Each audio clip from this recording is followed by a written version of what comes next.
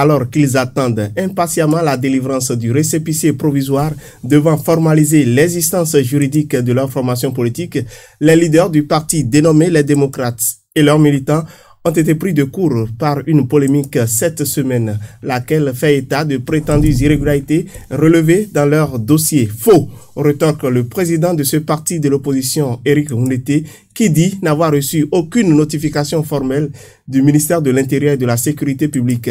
Au travers d'un communiqué qu'il a dûment signé, l'ancien député rassure de la rigueur conférée au dossier déposé par le parti et invite les militants à la sérénité.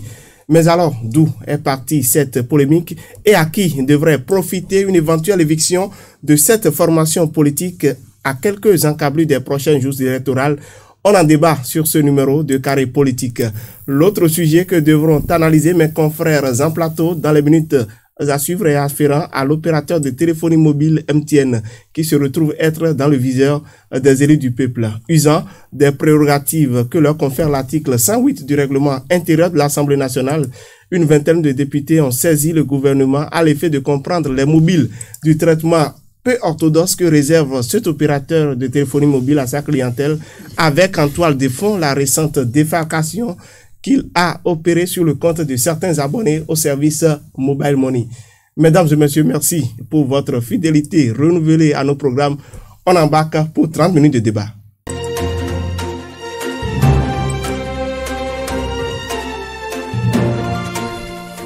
Et pour le débat de ce matin, j'ai en plateau Alphonse Moïse Souré. Bonjour. Bonjour à vous, Gabin. Bonjour à tous. Merci d'honorer chaque fois le rendez-vous, de traiter l'actualité avec nous face à nos internautes.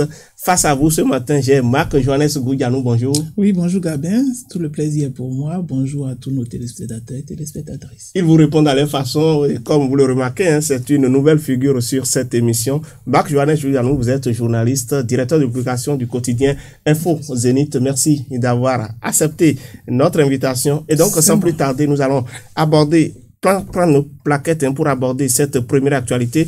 Et je m'en vais recueillir tout de suite vos notes. Alphonse Moïse Souré, Marc Johannes Goudianou. Quelle est votre note sur cette polémique autour du récépissé du nouveau parti qui est en instance d'être formalisé, les démocrates? Alphonse Moïse Souré a donné 5. Marc Johannes Goudianou, je suis à vous. 5 également pour le confrère Marc Johannes Goudianou. 5 pour mes deux débatteurs de ce matin. Alors, pour vous, Marc Johannes Goudianou, je vais commencer par vous. Est-ce que cette polémique, c'est vrai qu'elle a été démentie par la suite au travers d'un communiqué, mais est-ce que ce n'était pas un ballon d'essai?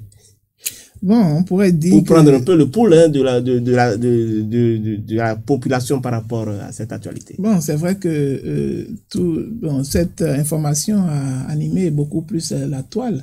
Et on se demande. Et même certains journaux l'ont relayé. Certains journaux l'ont relayé, voilà. Donc, du coup, tout le monde doutait du fait que est-ce que l'information n'était pas vérifiée. Mais voilà, il y a un communiqué qui l'infirme. Donc, du coup, on peut déjà soulager, ou les démocrates peuvent déjà avoir un ouf de soulagement quant à leur inquiétude sur les dossiers qui devaient être déposés, où on leur demandait que certains devaient déjà donner leur démission au niveau des forces Corée pour un Bénin émergent avant de pouvoir adhérer au parti Les Démocrates.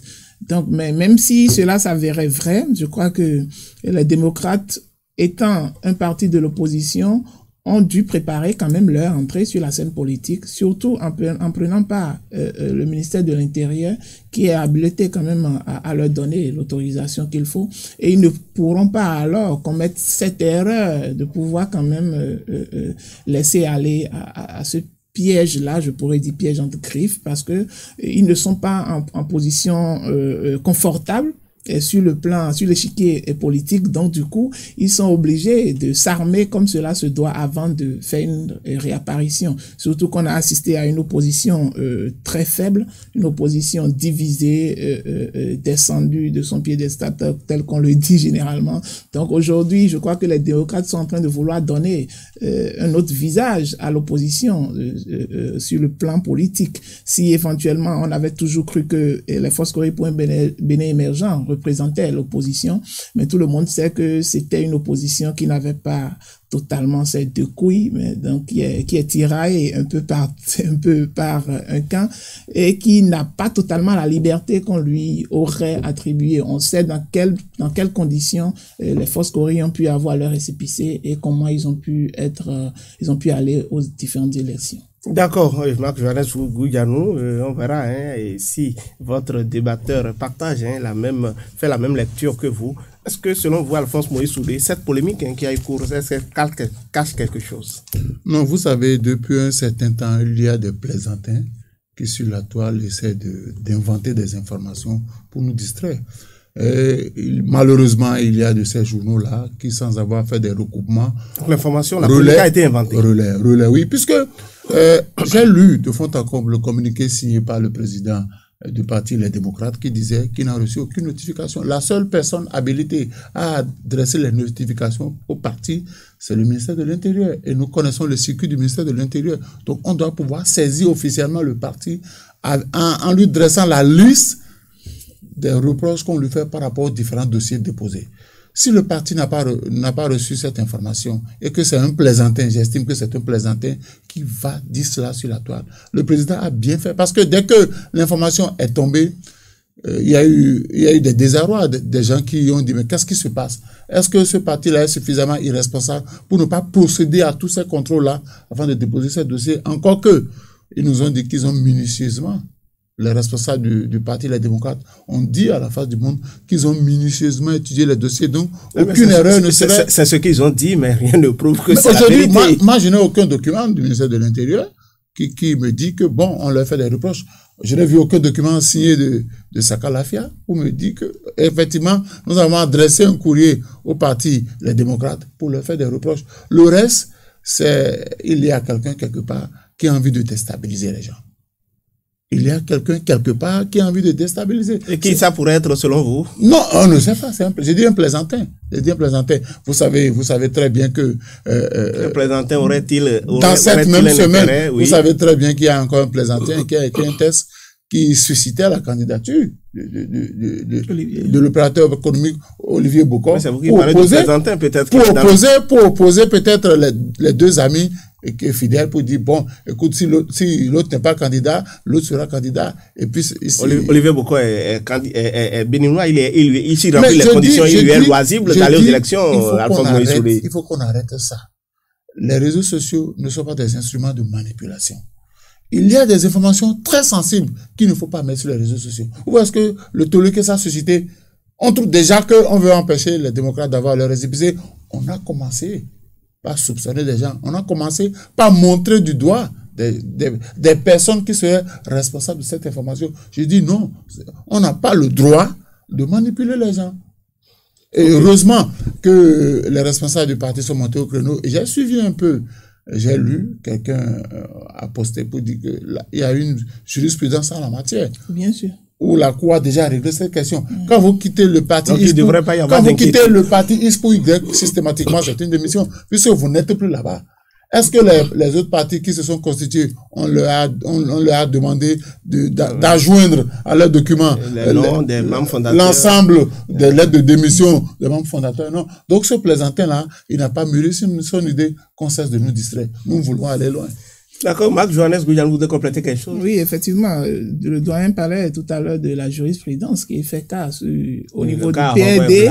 Voilà, où Renvoyebla avait quitté le PRD pour rejoindre l'Union progressiste, mais en son temps, la Cour a été claire. La Cour a dit, du moment où il a quitté l'autre parti et il a rejoint l'autre parti, il n'a plus besoin forcément d'envoyer une lettre de démission parce qu'il peut pas être à deux endroits à la fois. Donc, d'office, on lui attribue la place où il se dit maintenant, c'est avec ceux-là que je suis actuellement.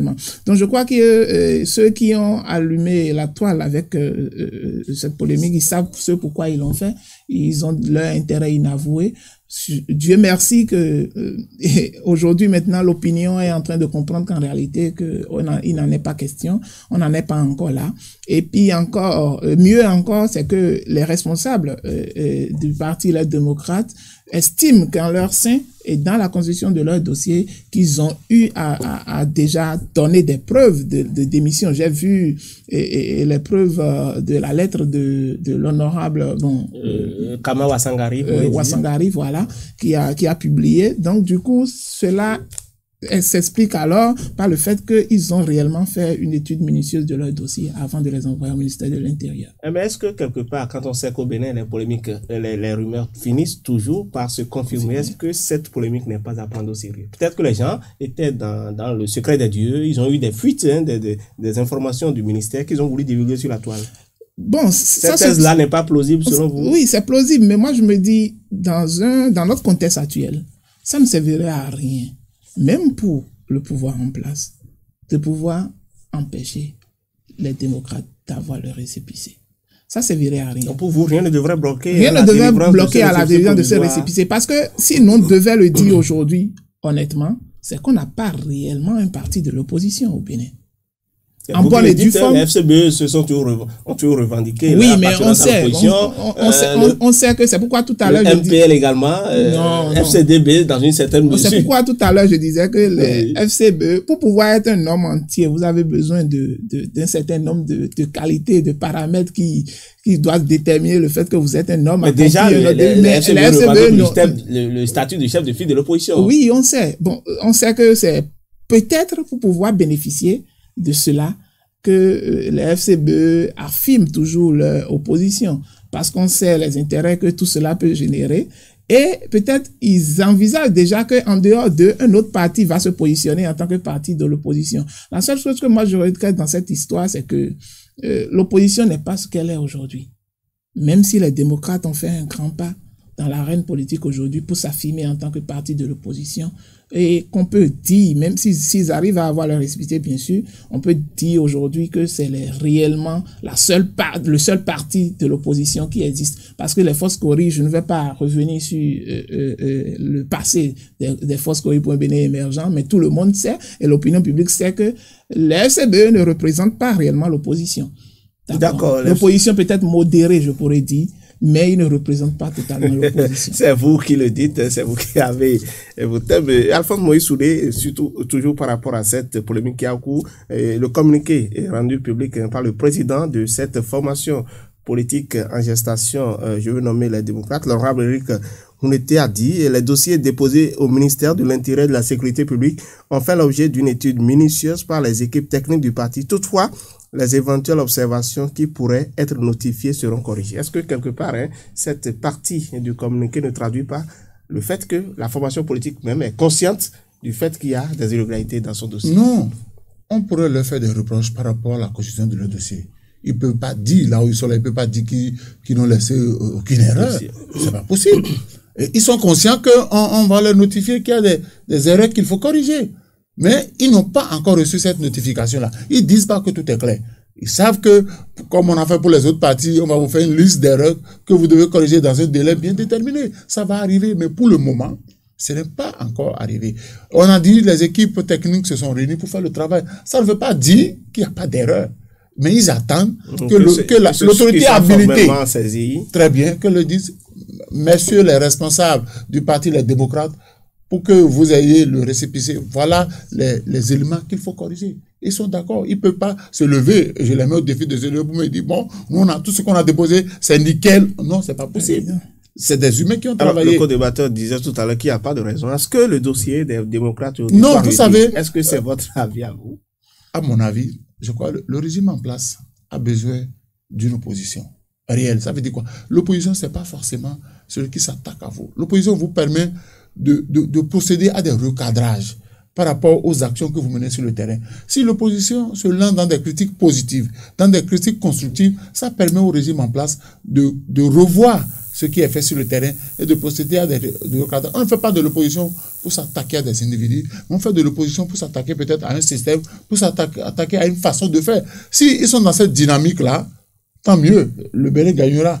Mais je dis, il ne faut pas faire de l'opposition pour focaliser ses actions sur la personnalité du chef de l'État. Mais par contre, on peut focaliser ses actions sur le système, on peut focaliser ses actions sur les actions qui sont menées sur le terrain pour dire, par rapport à cette action, nous, on aurait souhaité que l'on procède de cette façon. Et là, comme ça, le gouvernement qui est à l'écoute des uns des autres pourra procéder à des recadrages. Maintenant, si on refuse de donner une existence légale à une opposition au pays, encore que l'opposition ne peut pas être unique, elle est plurielle. Puisque chaque pan de l'opposition choisit son angle d'attaque. C'est ça. Voilà, vous voyez, hein, cette opposition-là, c'est vrai que Moïse Soudé le disait tantôt, le régime en place a besoin d'une opposition, mais quel régime pourrait forcément se réjouir de l'avènement d'une opposition aussi radicale que celle affichée par les démocrates? Vous savez, ceux qui font aujourd'hui les démocrates, c'est les anciens leaders du bloc de la résistance, c'est des gens qu'on connaît avec leur discours totalement tranché avec le régime en place, qui peignent totalement en noir la gouvernance de l'actuel régime. Est-ce que quelque part le régime n'a pas intérêt à ce que ce dossier-là soit rejeté au ministère? Non, je ne pense pas, parce que c'est vrai que avoir la configuration des membres fondateurs du Parti Les Démocrates, on pourrait d'abord se dire que c'est toujours la même dynamique de résistants, d'opposants résistants qui revient en quelque sorte. Mais l'on pourrait également se démarquer parce que eux-mêmes, ils ont constaté qu'en leur sein, par rapport aux luttes antérieures, qu'ils ont eu à faire des erreurs en tant qu'opposants. Ils ont eu à trop personnaliser le débat politique à un moment donné. Ce qui a fait que ils ont perdu un peu de leur crédibilité. Et aujourd'hui, ils ont essayé de refaire les choses pour pouvoir revenir. Aujourd'hui, je ne peux pas parler en leur nom. Je ne connais pas leur plan d'attaque. Je ne connais pas leur ambition. D'accord? Mais telle est que l'ambition que l'on souhaiterait pour eux, c'est beaucoup plus de s'accentuer, d'avoir leur viseur sur la gestion, sur la gouvernance. D'accord?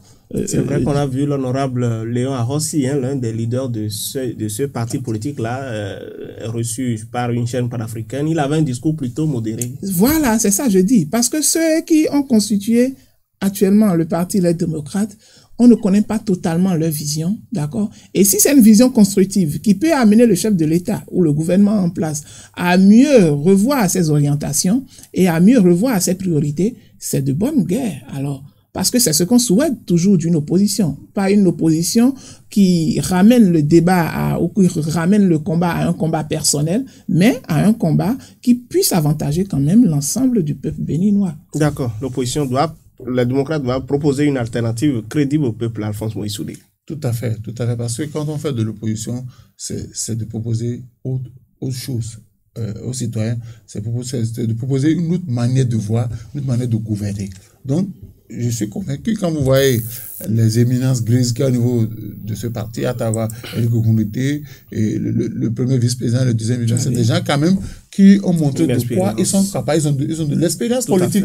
Donc forcément, il y a des erreurs qu'il ne faut pas commettre. Mais je dis que le ministère de l'Intérieur n'a aucune raison, ce n'est même pas à son avantage, de bloquer le récépissé.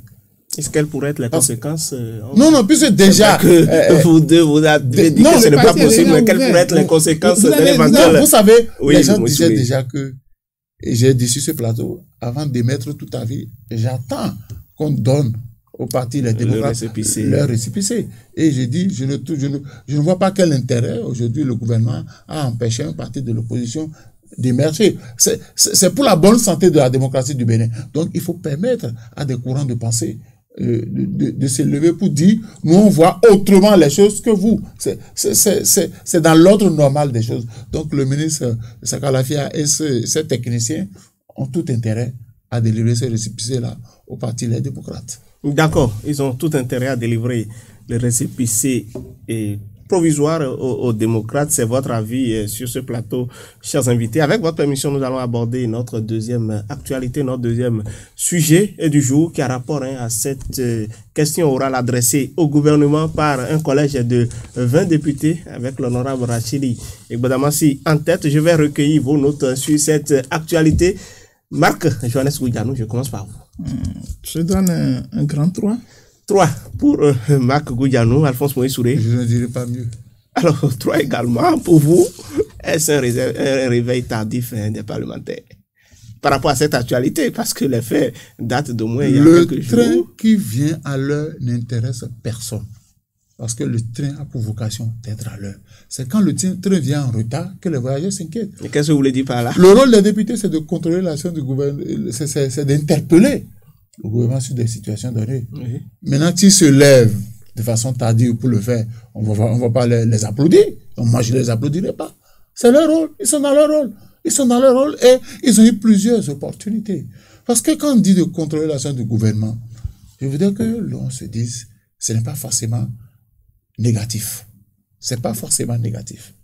Ça permet non seulement au gouvernement de dire ce qu'il fait, parce que tous les Béninois ne sont pas censés savoir ce qu'un gouvernement fait pour eux. Mais quand le gouvernement est interpellé à l'Assemblée nationale, questions orales, avec ou sans débat, ça permet au gouvernement de mettre à la face du monde et de mettre à la face des députés toutes les actions qui sont menées. Et s'il y a des actions à corriger, on les corrige. Si tant est que ces députés-là soutiennent réellement les actions du président Patrice Talon, ils ne me diront pas que tout est rose sous le régime du Patrice Talon. Il y a des erreurs. Et les députés sont là pour interpeller le gouvernement, pour comprendre. Moi, j'ai dit, par exemple, les députés auraient pu interpeller le gouvernement sur le système mis en place pour lutter contre la COVID-19.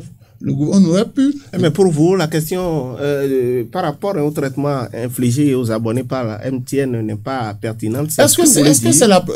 Cela avait été toujours dénoncé par les citoyens? Sur les plateaux de télévision, sur les chaînes de radio, sur les réseaux sociaux. Mais là, les députés sont dans leur prérogative. Mais j'ai dit, on n'a pas à les applaudir. C'est leur rôle. Donc, ils sont dans leur rôle, évidemment. Bien entendu, est-ce que, pour vous, les députés ont bien fait d'avoir voulu traiter de cette question avec l'exécutif? Il faut dire, la 8e législature, les députés sont venus dans un monde déjà trop vieux, je dirais.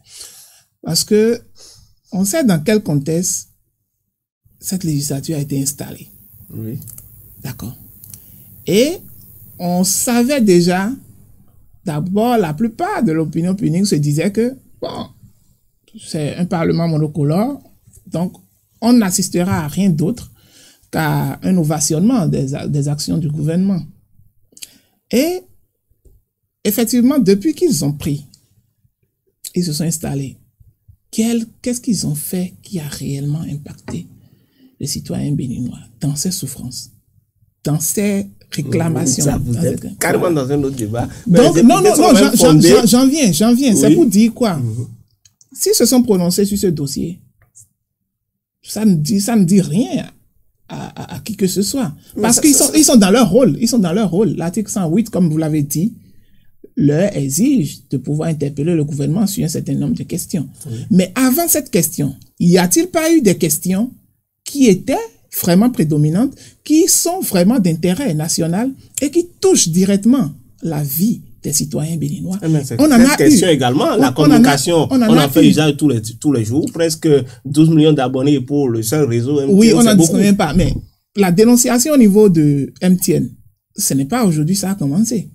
Ça s'est fait toujours. Les citoyens les associations parlaient toujours. Les associations, ont toujours dénoncé. Et on a toujours, palier, c'est devenu une question nationale, non? On a toujours incriminé la lenteur ou la lenteur de l'ARCEP. Les dysfonctionnements répétés de ce réseau-là. Mais néanmoins, pour les députés, moi, ça ne me dit rien qu'ils soient sortis pour pouvoir interpeller le gouvernement. Vous êtes consommateur, c'est notre cause qu'ils sont en train de défendre. Non, ils sont en train de défendre notre cause. Néanmoins, ils sont en train de le défendre dans quel but, dans quel objectif? Parce qu'ils savent que la plupart des citoyens sont abonnés au GSM.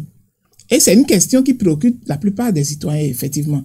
Nous avons eu dans ce pays beaucoup de plaintes par rapport à la qualité du service que nous offre les GSM. Tout à fait. On ne les a jamais entendus parler là-dessus. D'accord? Et on a traîné ça pendant des années. Aujourd'hui, maintenant, on en est à un niveau tellement élevé qu'on s'est dit qu'il y a une complicité forcément entre le pouvoir en place et les réseaux GSM. Sinon, ils ne pourraient pas continuer à se narguer des populations comme ça. Si les députés le font aujourd'hui, moi je dis, ça ne dira rien à la population en général parce que on a toujours attendu cela d'eux, ils ne l'ont pas fait. Et en dehors de ça, on les a toujours attendus sur d'autres fronts également. Quand je prends l'exemple, quand on est en pleine crise de Covid-19, On sait que les plateaux techniques n'existent pas dans nos hôpitaux. Pourquoi les députés n'interpellent pas le gouvernement pour savoir quelles sont les dispositions que vous prenez pour que les citoyens soient bien pris en charge? Même quand je laisse la crise de la Covid, allez dans nos hôpitaux, vous allez constater ce qui se passe. Allez simplement à l'hôpital de zone de Calavi. Pour quelqu'un qui accouche, si on vous hospitalise trop en tant que femme, c'est que vous passez au plus 3 jours dans la salle d'hospitalisation. Même si vous avez les moyens de payer la salle d'hospitalisation, on vous évacue, on vous fait sortir. Parce qu'il n'y a pas assez de place. On doit faire rentrer d'autres personnes. Donc, on vous fait sortir et vous continuez vos soins en restant à l'ombre au sein de l'hôpital de zone, par exemple. Donc ça, c'est des réalités sur lesquelles, par exemple, on aimerait mieux quand même entendre les députés au lieu que de les entendre sur ce qu'on a essayé, sur un débat, sur un sujet sur lequel on a essayé toujours de se débattre parce qu'on ne les a jamais vus là-dessus et on s'est toujours, on a été laissé, on a été livré à nous-mêmes et le gouvernement n'a rien fait pour pouvoir faire changer les choses. Et aujourd'hui, ils veulent surfer sur la psychologie de la population en voulant faire croire qu'ils prennent cause pour la population, de la souffrance de la population. Mais s'ils prennent vraiment cause, on veut les voir interpeller le gouvernement sur les dossiers. On verra. Sur d'autres dossiers, vraiment. Alors, on verra bien, Marc Johannes Goudiam. C'est vrai, Alphonse Moïse Soulé, les députés l'ont dit, votre co-débatteur, on en parlait tout à l'heure, les députés, pour eux, c'est comme si MTN viole impunément les tests de la République. Qu'est-ce qu'on peut suspecter? Une complicité entre l'ARCEP, l'autorité de régulation et le gouvernement. L'interpellation adressée au gouvernement par les députés doit aboutir forcément à des sanctions. Parce que ces GSM-là nous grugent, ces CFC-là nous grugent. Vous achetez vos unités parfois et ça finit sans que vous ne sachiez comment vous avez utilisé. Vous activez vos connexions, ça finit.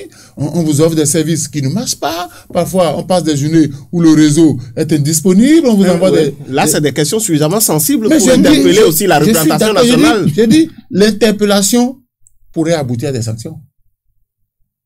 Voilà. L'interpellation pourrait aboutir à des sanctions. Parce que il y en a marre, comme on dit, quoi. Il y en a marre. Parce que quand vous dites il y a d'autres sujets plus intéressants, alors que vous évoquez là des aspects assez pertinents de la... Je n'ai pas dit que les députés ont tort de le faire. Mais je dis, on n'a pas à les applaudir. Ils ont été élus pour ça. Je dis, on n'a pas à les applaudir. C'est leur rôle. Et nous devons les encourager à le faire davantage. Parce qu'il y a des questions pointues. C'est ça. Après ça, il y a d'autres questions sur lesquelles il faut parce que le gouvernement ne va pas demander aux députés, interpellez-moi. Ah non. Il faut que les députés chacun est dans son rôle.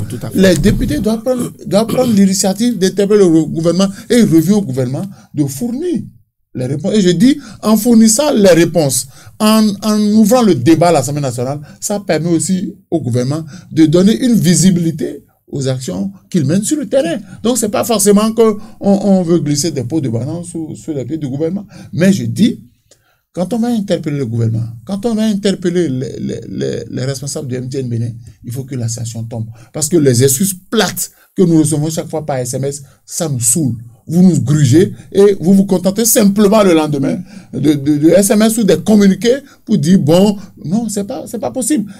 Le manque à gagner. Parce que quand je suis abonné à votre réseau et que je dois passer un appel pressant et que je lance l'appel et qu'on me dit que ça ne marche pas, vous savez ce que je perds en matière de gain, vous savez ce que je perds en matière de crédibilité. Ça aussi, il faut quantifier. Et il va falloir que le gouvernement, après cette interpellation-là, qu'on tape du poing sur la table, qu'on dit à ces réseaux-là, vous ne devez plus continuer à gruger nos compatriotes. Voilà, taper du poing sur la table, allez, de la manière forte. Est-ce que le gouvernement n'est pas là en train de jouer sur les intérêts? Parce qu'on sait qu'MTN est l'un des meilleurs contributeurs aujourd'hui au fisc, aux recettes publiques. Est-ce que le gouvernement ne doit pas prendre beaucoup de précautions également pour ménager cet opérateur de téléphonie mobile quand on sait qu'il contribue à nos recettes? Non, je crois que le gouvernement a déjà assez ménagé MTN.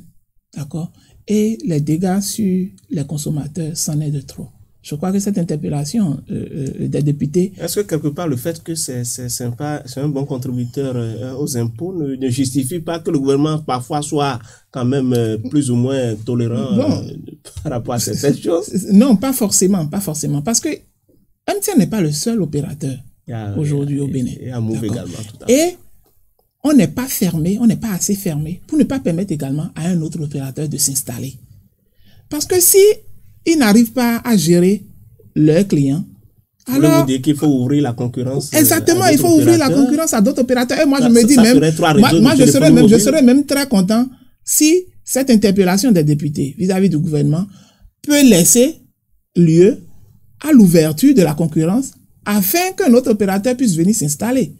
Parce que là, MTN sait que de vous à moi, vous pouvez être là, je vais vous appeler et on serait sur le même réseau. Bien et sûr. Ça ne va pas passer à vous dire, bien sûr. On est où?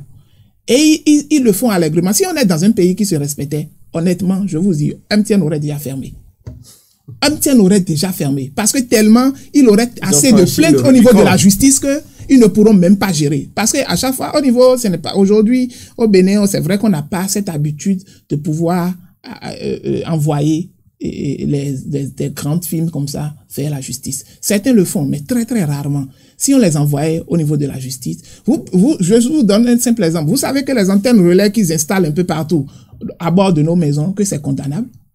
On pouvait les poursuivre en justice pour ça. Mais s'ils ne le font pas, ils n'auront pas la couverture. Oui, mais on doit le faire, mais on le fait en tenant compte d'un certain nombre de paramètres qu'ils ne respectent pas. Mais pourtant, le gouvernement ou la CEP les laisse faire. Ça veut dire qu'on a énormément de problèmes. Demande au gouvernement des comptes.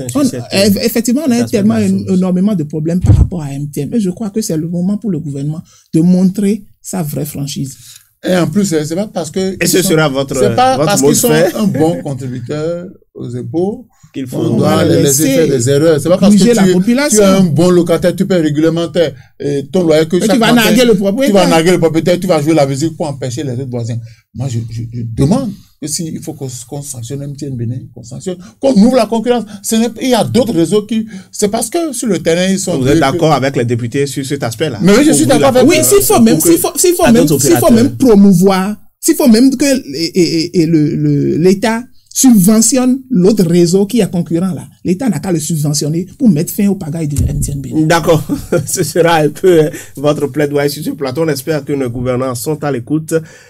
Mesdames et messieurs, nous sommes au terme de cette émission Carré Politique. Nous étions au 32e numéro. Merci Marc Johannes Goudianou, Alphonse Moïse Soulé, merci. Bon week-end à chacun et à tous. À la semaine prochaine.